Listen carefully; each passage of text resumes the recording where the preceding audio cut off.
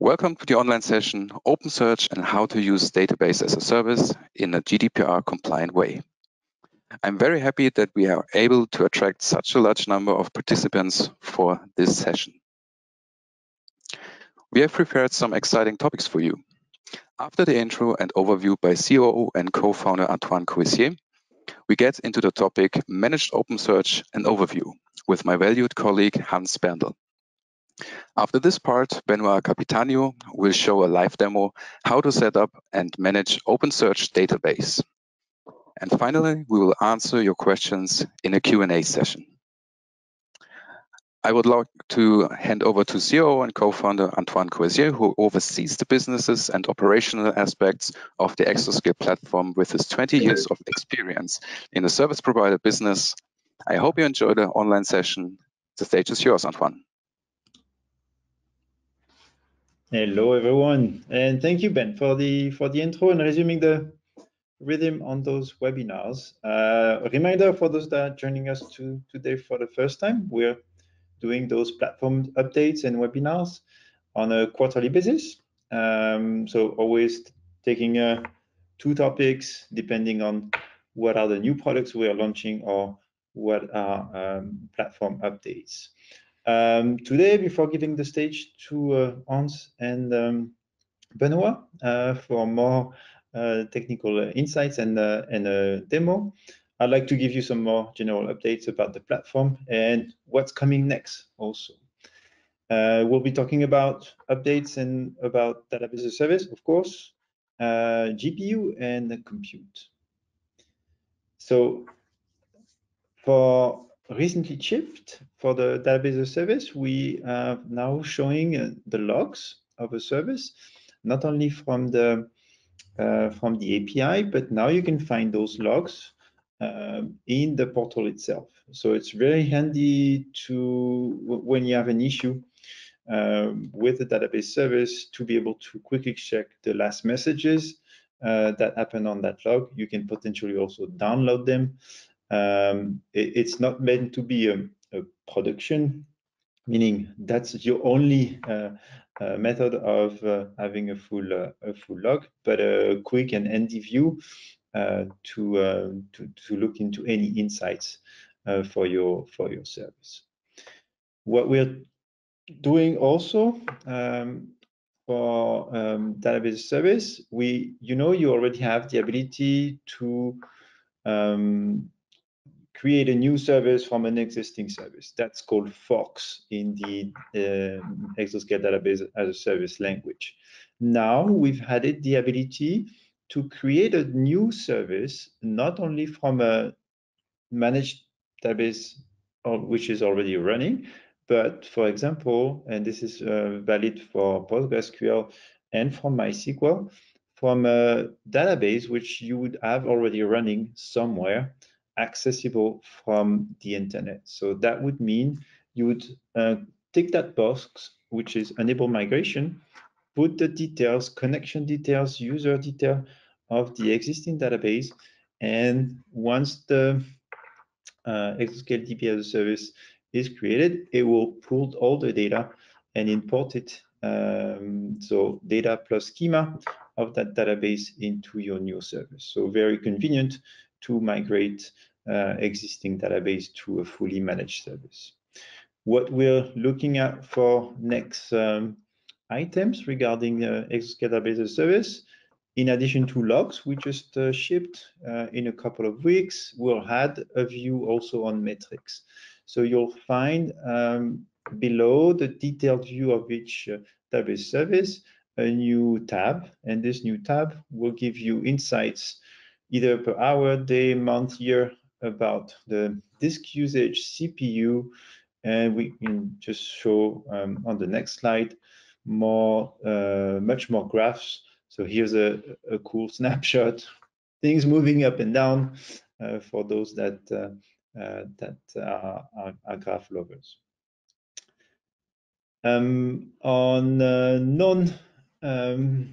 database as a service related topics, wanted to grab your attention on 2 things. We shipped GPUs. So first at Exoscale, the ability to get now not only 4 cards, but up to 8 cards per instance. Those GPU, we call them the GPU 3 generation. They're running in Frankfurt. They're running the NVIDIA A40, which is at the middle of the lineup in NVIDIA. So not only exclusively dedicated to machine learning, it can do machine learning a bit, it can do some inference, but it can also do visual workloads very well. Have a look at this new offering. You can also try it with a flavor of either 1, 2, or up to 8 cards attached to an instance. What we are working on at the moment, and we'll be able to communicate in a bit more detail in the upcoming weeks, is improvements regarding the template management. So faster template management, abilities also with a packer to send templates to several zones at once, so that your lifecycle management with those templates should be getting easier and easier. That's it for the general platform news. Now I'd like to, have Hans explain and showcase really what OpenSearch is about and the benefits of managed version. Hans, up to you. Thank you, Antoine. Welcome and hello from my side as well. I like to take you on a quick journey the next 20 minutes to go to Managed OpenSearch. And our journey to Managed OpenSearch has some waypoints. So we start, what is OpenSearch? And looking at OpenSearch, it's inevitable that you also look at Elasticsearch. But that's only a quick sidestep to clear some things up. And then we're heading to our destination of Managed OpenSearch. And on that way, we also will cover some of the announced GDPR aspects with database as a service. So let's jump into it. What is OpenSearch? Good question. OpenSearch makes it easy for you to handle your data, so ingesting, searching, visualization, analyzing your data, and that in the most easiest way possible. Why is that important? If we look what we create on data volume every year and see the exponential growth and the sheer amount what we are dealing with right now. I used that statistic last year in our database as a service webinar. So we're talking already about zettabytes, what we create, and handling that amount of data we need up to date and the best technologies we can get to have our insights, have our visualization and searching those amounts in reasonable amount of time. So what's OpenSearch about? 3 points. OpenSearch is a community-driven OpenSearch search analytics suite. So it's derived from Elasticsearch. As mentioned, we will dig into that constellation a bit later on quickly, because I think it's important to clarify some stuff around that. But it's an open source search product initiated a year ago, and it's the version we need in our context because we want to provide this functionality as a managed service, which is not available in that form anymore with Elasticsearch. Elasticsearch is still available as an open source product, but not for us as service providers. We have to take the fork and go down the way to OpenSearch. And what does it mean? And what are the implications? We try to clarify. And we also want to show you the product and later on, which is Benoit's task. The second point, it enables you, they already talked about the ingesting, also securing, searching, aggregating, viewing, analyzing, all that stuff you do with data, that can be done with OpenSearch. And the third point, that the most popular capabilities or use cases based on those capabilities are log analytics and application search. And to make it a little bit more gripable and realistic, what's that about? I was searching for use cases. Those use cases came out of a big repository of cases Elasticsearch. I went to the Elasticsearch webpage and were looking what use cases could I find to illustrate this capabilities a little bit more. GitHub was one of the use cases that got my attraction, because it also underlines what I showed before, this huge amount of data we're dealing with in some scenarios. So GitHub, if you're a developer, you're probably familiar with that platform.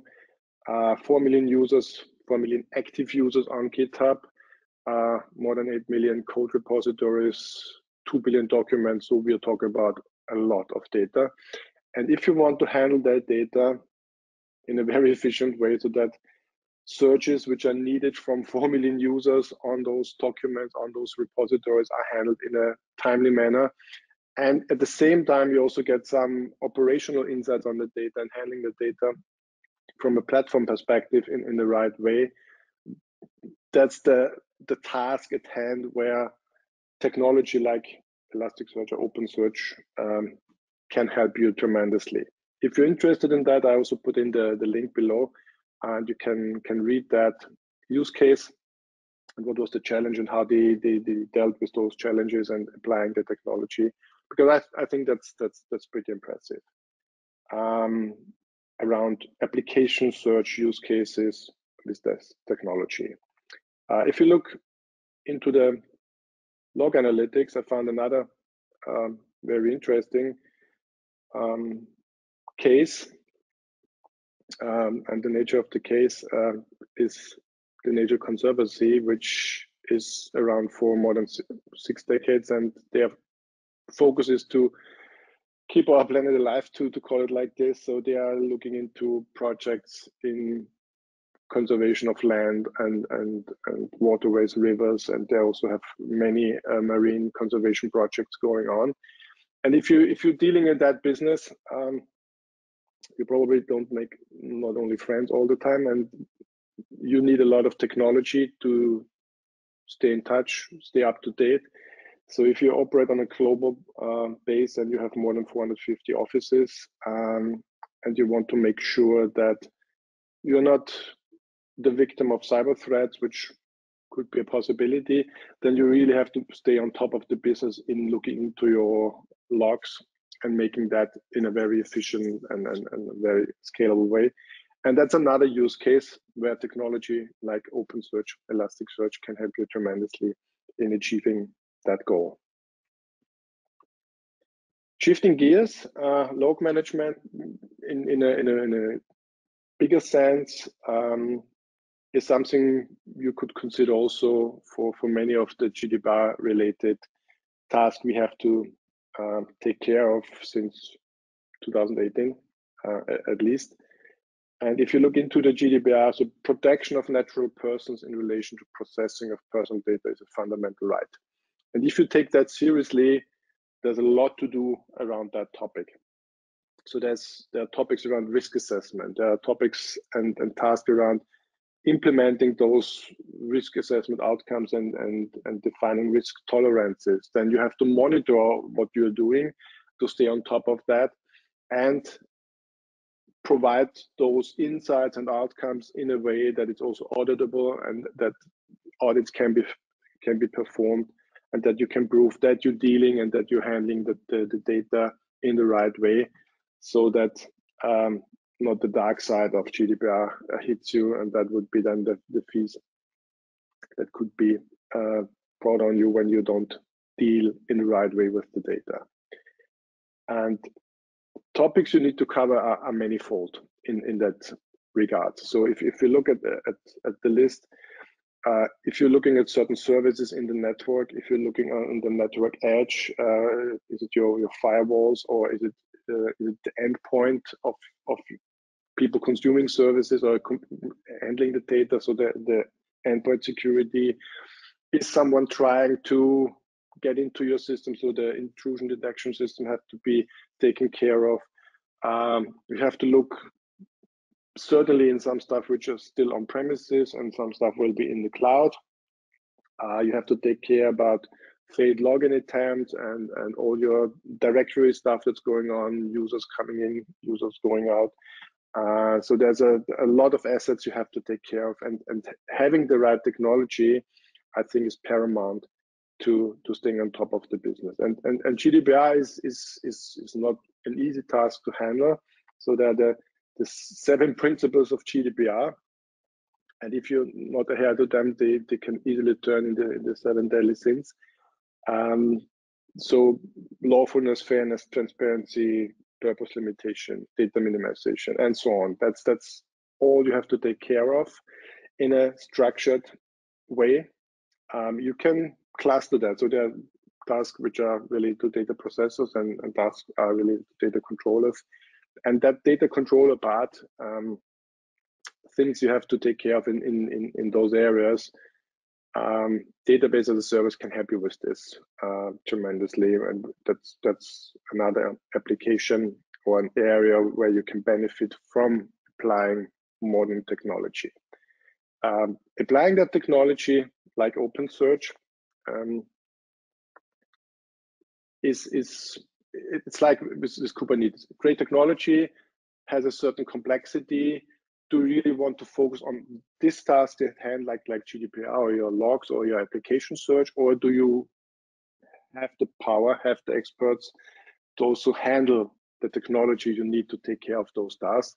And if you don't have it, and if you don't want to do it, then the managed aspect is something that could be attractive to you, and that's where we want to go next via a little sidestep, as I mentioned, OpenSearch versus Elasticsearch. So what's the difference? What's going on there? Basically, it's pretty easy. OpenSearch is a community-driven open source search analytics suite derived from the Apache 2.0 licensed Elasticsearch and Kibana. So there was a legal dispute which triggered that, and I'm not going into that. But then they forked the project on GitHub, Elasticsearch, and the version they forked was Elasticsearch and Kibana, which is the dashboard product or functionality. And then so there's 2 paths now. How they will develop, we will see. Comparing those is like comparing, I don't know, WordPerfect and Word, or maybe for Atom, VI, VS Code editor. So they're doing basically the same, but still there's some differences. And if you want to dig into that topic, which I can't do here right now, I give you some additional resources to find out what are the differences and what happened that it came to that fork. So there's one video link to OpenSearch, what the fork is it, which is a very short, very amusing video to get what happened back then, more than a year ago. And if you are already an Elasticsearch user, you're probably interested in these differences between those technologies, and is it worth, or is it a good decision to switch over to OpenSearch? And our partner even did a webinar on that, so I put that link in there as well. So if you want to use OpenSearch technology in a managed way, then you probably have to look into that path, how to switch to OpenSearch, because Elasticsearch in a managed way, that was kind of stopped due to this legal dispute. Switching gears again.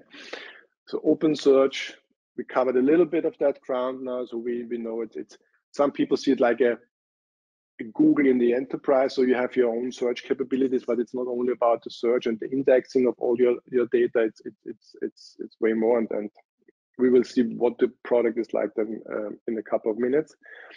But there's another aspect. So if you don't want to, it's like with the infrastructure we provide. So if you don't want to have your own data center and you run your own hardware, you opt for an infrastructure as a service. The same is for database technologies, what we provide in a very integrated way now. So if you want to use a certain open source database technology like OpenSearch, we provide that as a managed service. And what are the benefits?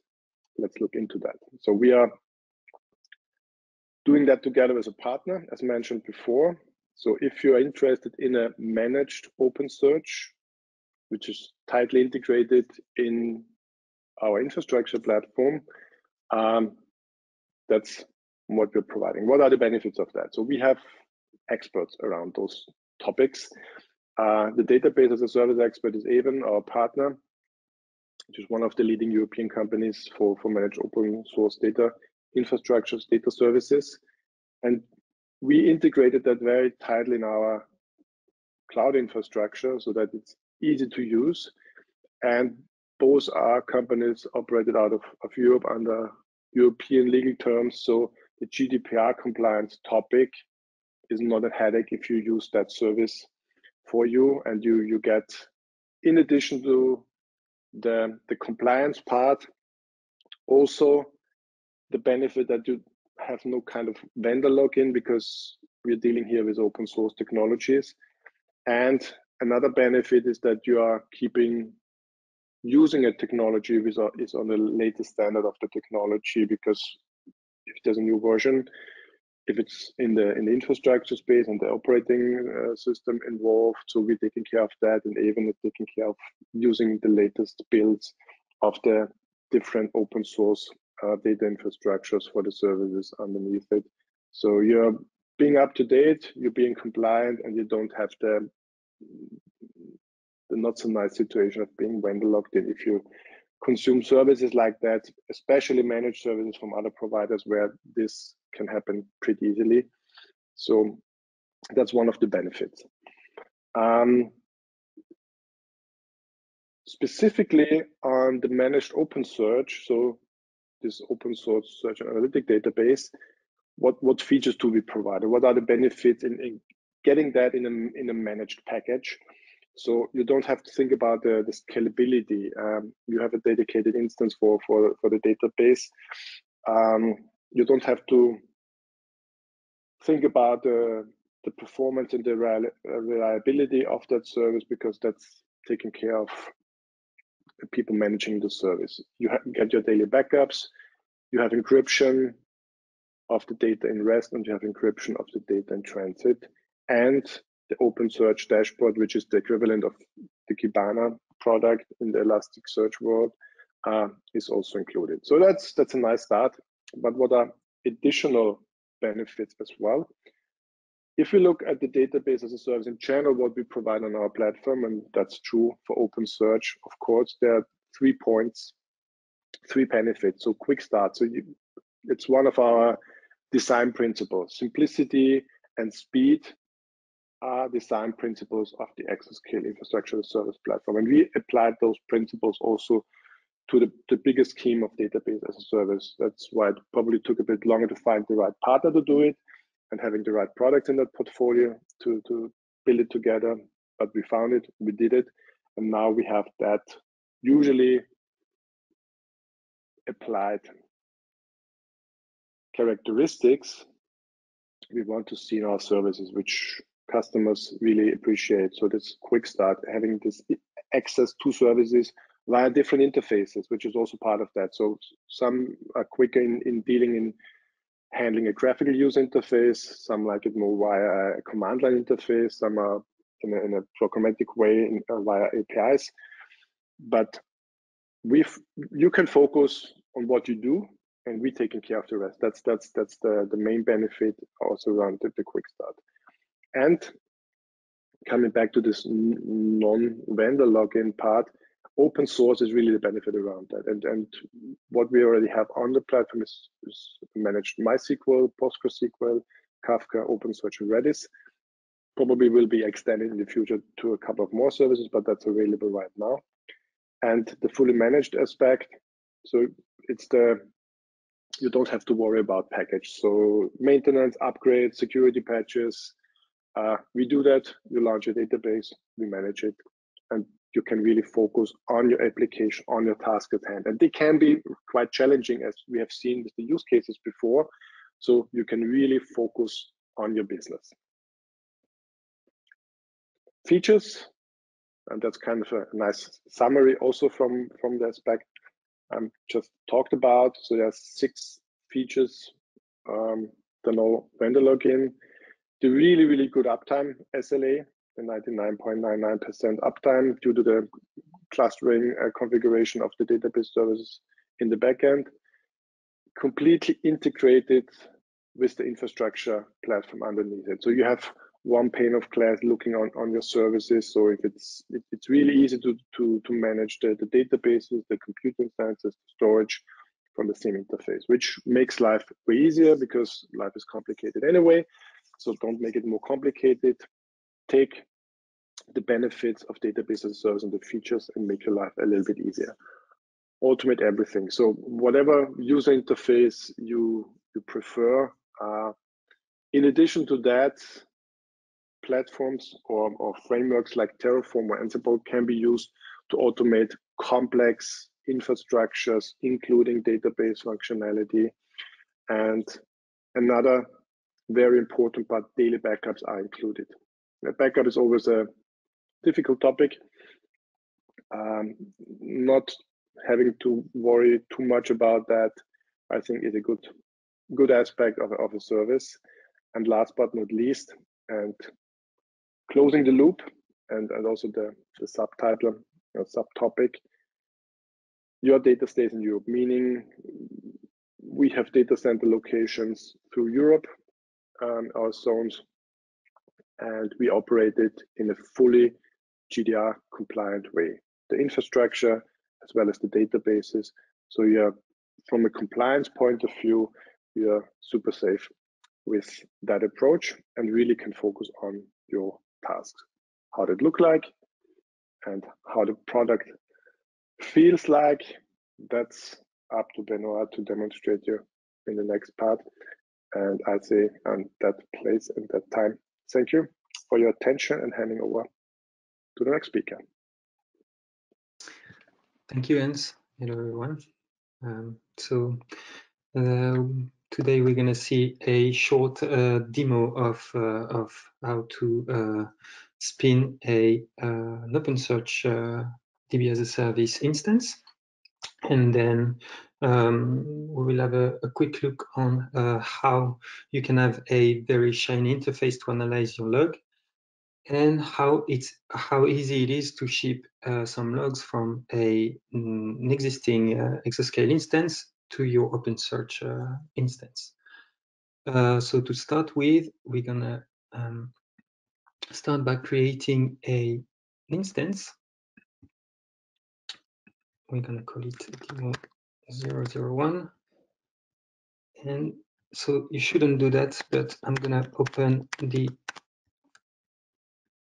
instance to the whole world, so it will be available for everybody.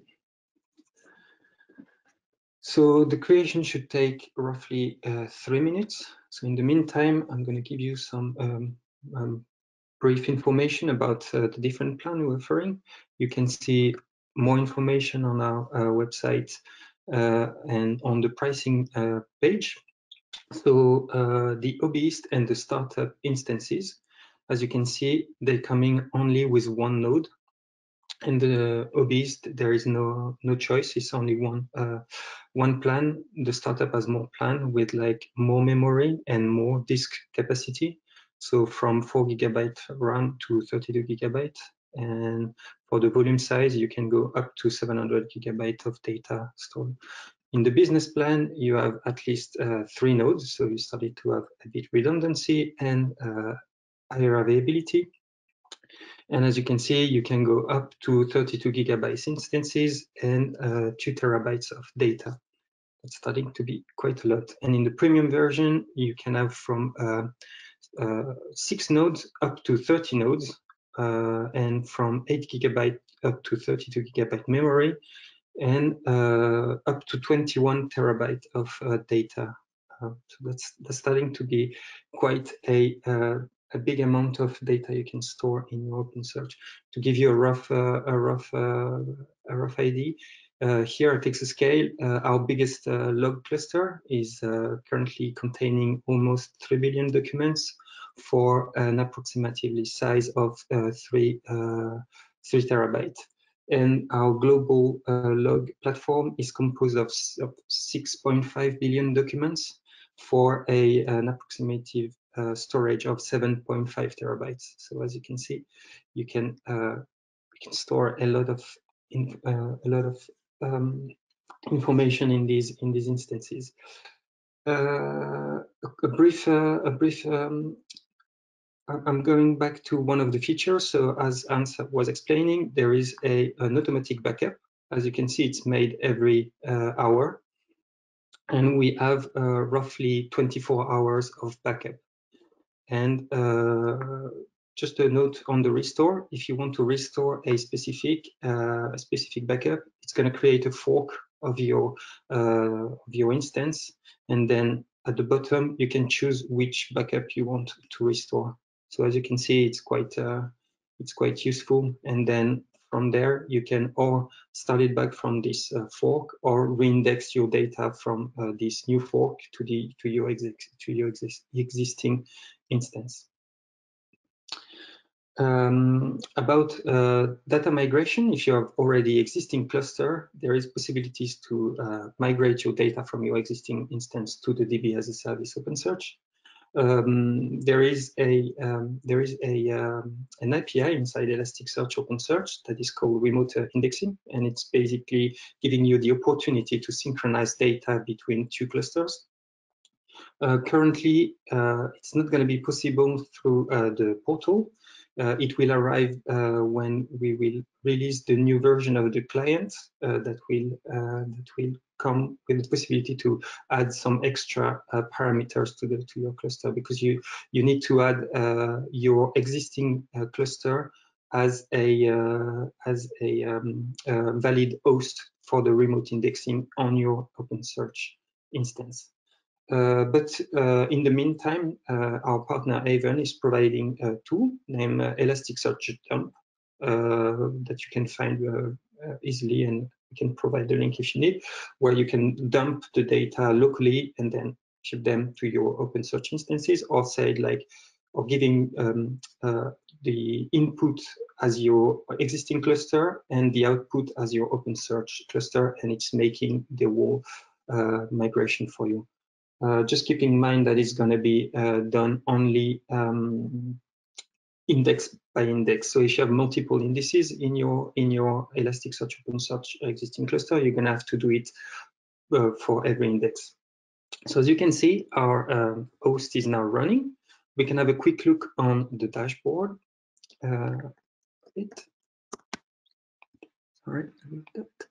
So it's coming with an authentication.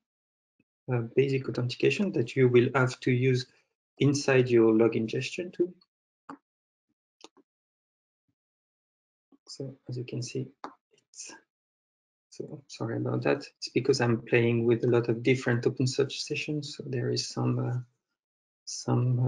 existing data in my browser. So it's just gonna. So by default, OpenSearch will come with OpenSearch dashboards. That is the equivalent of Kibana. It's shipped with the instance directly. For this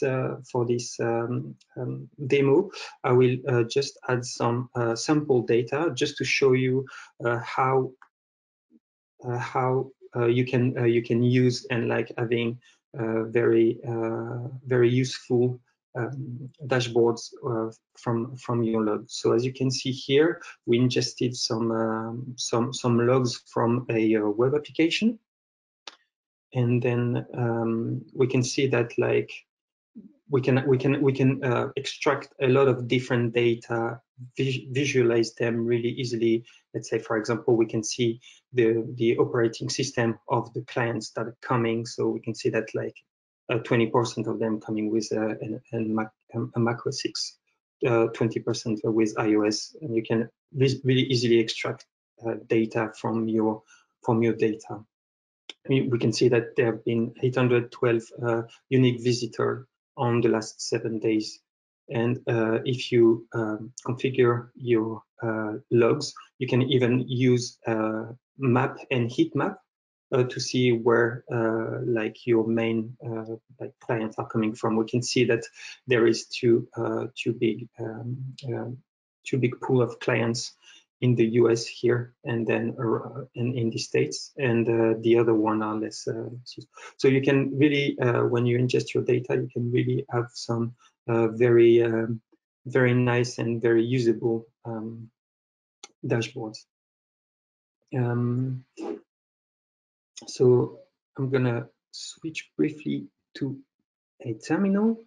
and I'm gonna show you how we can ship some data from our instance, from a Exoscale instance to, so I'm gonna show you instances. So we're gonna connect this instance that is currently hosted in Frankfurt, and then we're gonna start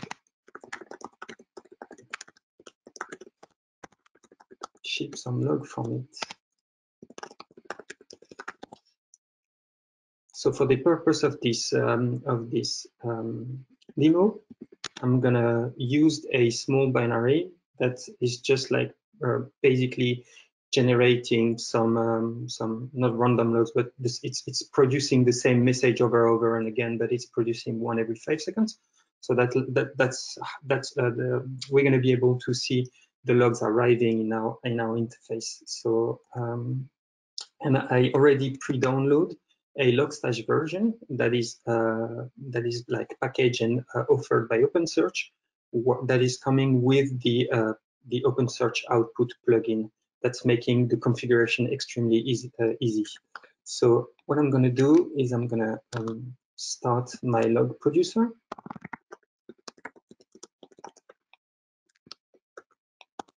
So here in the background, what it's doing is just like filling up a file with some random entries. Then here I'm gonna use the information that are provided by the service, and then I'm gonna configure Logstash. I'm gonna open the configuration. So I pre-created a simple configuration. So as you can see, we're gonna use a file as an input. The path is going to be the path that is filled currently by the log generator on top. We're going to say to start from the beginning of the file like that. You will see a big spike of ingestion, and then after that it will catch up, and we will have less line per minute. On the output, as I was saying, this Logstash version is coming with the OpenSearch one. So you just have to fill the host, saying that you're going to use SSL because, as explained by Hans, it's coming with some secure aspects. We have the authentication too, where we have to provide the user and the password. So here we're using the basic authentication, so it's basically an HTTP authentication. So I'm going to retrieve my information from my console.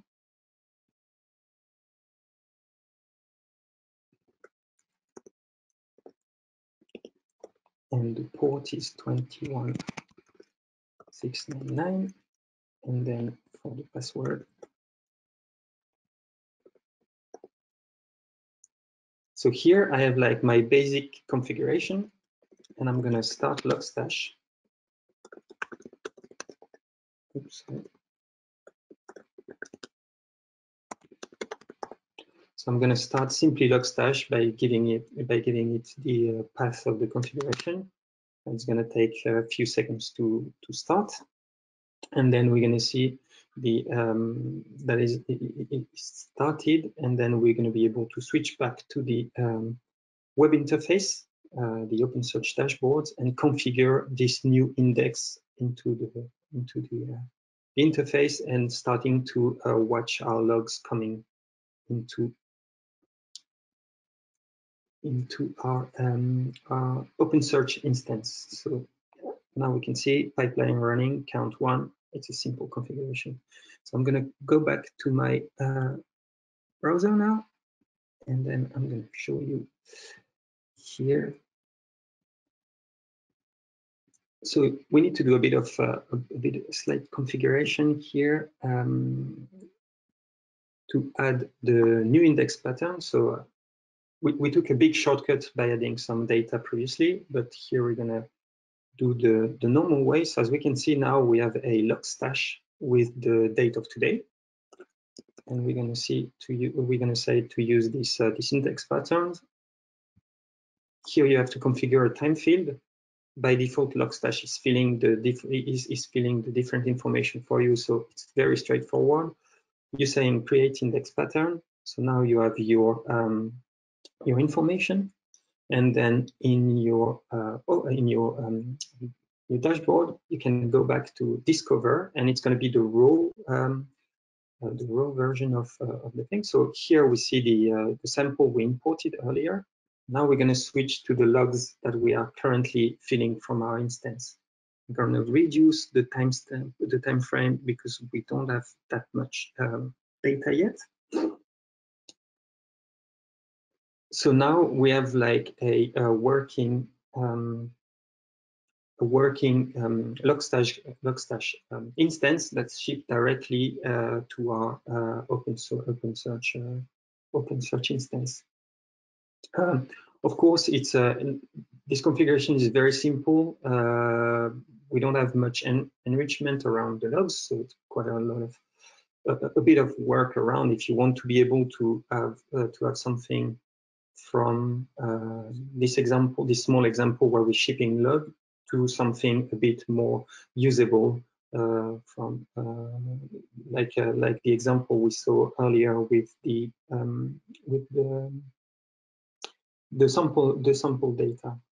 So as we can see, if we refresh again, we're going to see that there is still logs coming, and then here we can see the date. So they've been produced on the system at 10:42 UTC, and you can see that it has been ingested at just like almost instantly. So there is almost no delay between your produced log and the ingestion, as long as your of course, as long as your instance is performing well.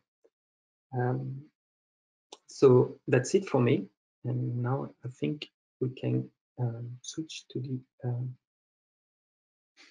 Q&A. So, thank you, Antoine, Hans, and Benoit, for the insights around OpenSearch and how to use database as a service in a GDPR-compliant way. I would like all the speakers to turn on their cameras so we have a more convenient round. And you can just disable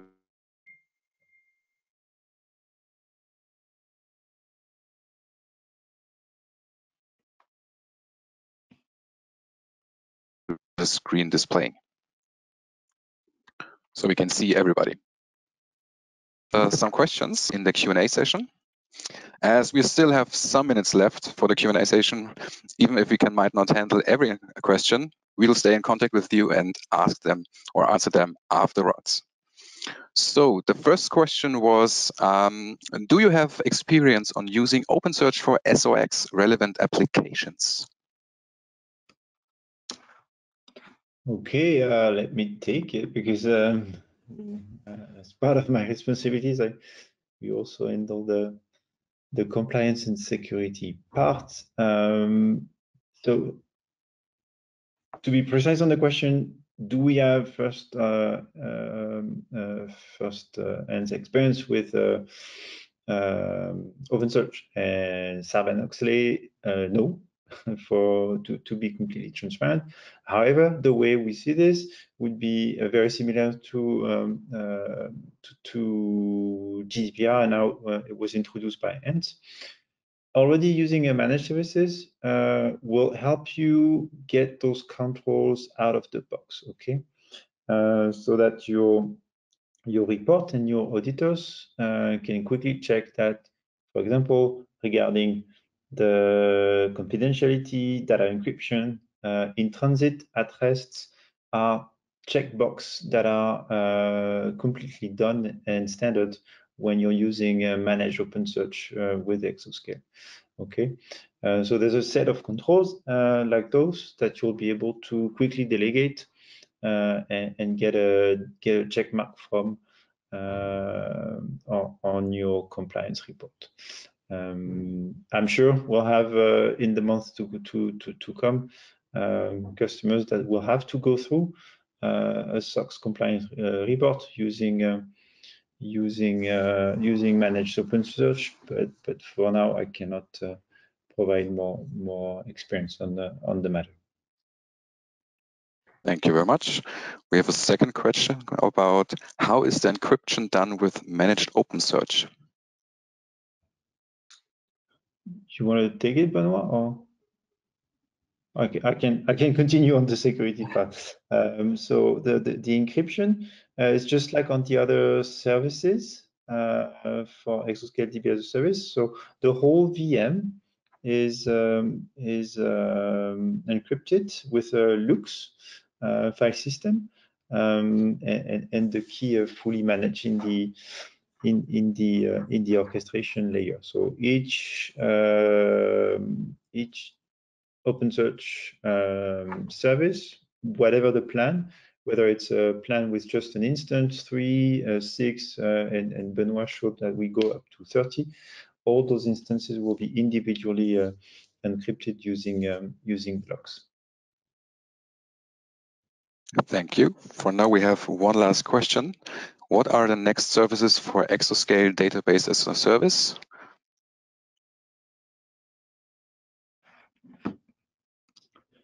Next up on the roadmap, we're going to be this summer on the summer period, I would say, looking at releasing more services towards visibility. So more metrics. So OpenSearch ticks a double box, being able to not only handle your logs but also visualize them, as it was showed in the demo. Now, I think a request that's in high demand from our customers is also have the same experience regarding metrics. So expect also visualization and storage of metrics as next to additions to our portfolio. Thank you. And the last question sneaked in, I guess we have the time for that. What about the life cycle of Exoscale OpenSearch? Is it like other database as a service products with forking the DB?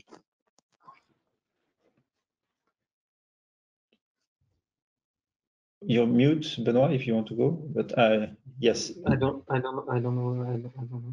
I think the answer, yeah, it works the same way. So minor updates, they're done in place. The major ones, yes, the lifecycle management, you'll be able to upgrade from one version to another. So here we're starting with a new service, so we're not on the latest. We're using 1.2.4. 1.3 is just around the corner. So there'll be a migration path towards that new version, and also, of course, always the ability, if you want to stick to one version, to be able to start service with either the latest or the one before. Thank you very much. So many thanks to our speakers and their openness in answering the question. One remark for our next events. Yes, events are back and we are starting to continue with our Exoscale Accelerate series, starting in Munich on 7th of April. You can find all the event updates on events.exoscale.com. And of course, to make it clear, we have the next webinar on the 24th of June about object storage and GPU. This can also be found on the website events.exoscale.com. So stay tuned.